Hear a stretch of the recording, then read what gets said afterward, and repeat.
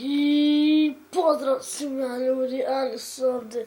Danas samo želim da kažem da nekoliko dana neće biti klipova. Kao što vidite, izbrisao sam znači sve igrice.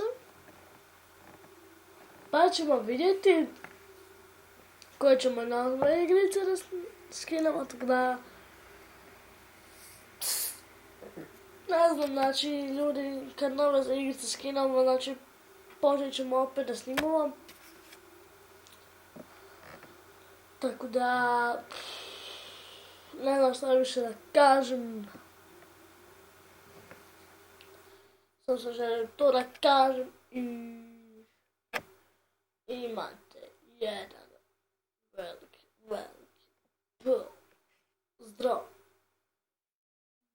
Ostavite like, share i subscribe.